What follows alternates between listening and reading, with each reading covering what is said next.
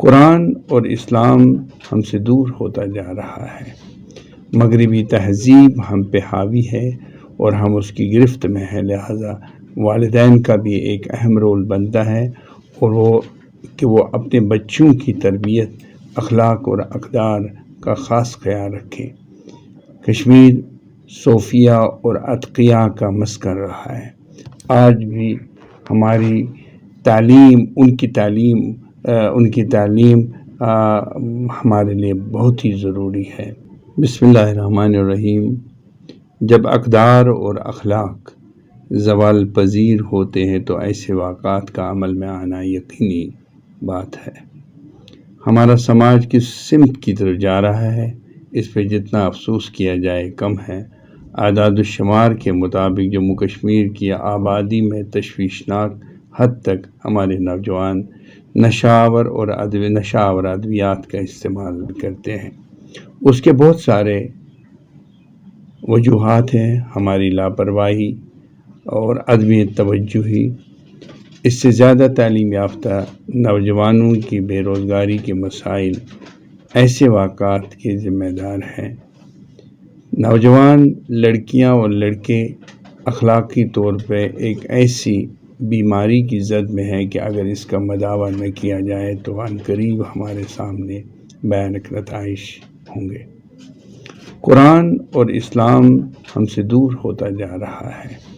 مغربی تہذیب ہم پہ حاوی ہے اور ہم اس کی گرفت میں ہیں، لہذا والدین کا بھی ایک اہم رول بنتا ہے اور وہ اپنے بچوں کی تربیت، اخلاق اور اقدار کا خاص خیال رکھیں۔ کشمیر صوفیہ اور اتقیاء کا مسکن رہا ہے۔ آج بھی ہماری تعلیم، ان کی تعلیم ہمارے لیے بہت ہی ضروری ہے، اور بلکہ میں یہ کہنا چاہتا ہوں کہ ان کی تعلیمات کو اپنی زندگی میں شامل کرنا ضروری ہے، تاکہ ہماری آئندہ کی نسلیں عدم توازن کی شکار نہ ہو اور اخلاقی دائرے کے اندر اپنی زندگی کو بسر کرنے میں کامیاب ہوں۔ میں والدین اور سماج کے اکابرین سے پرزور اپیل کرتا ہوں کہ اخلاقی گراوٹ کے خلاف میری جانب سے کی گئی کوششوں اور کاوشوں میں میری مدد کریں، تاکہ ہم مل جل کر اس ناسور کا مقابلہ کر سکیں۔ میں حکومت سے یہ اپیل کرتا ہوں کہ اس واقعے کی تحقیقات ہونی چاہیے اور قرار واقعی سزا اس شخص کو ملنی چاہیے جس نے یہ مذموم حرکت کی ہے۔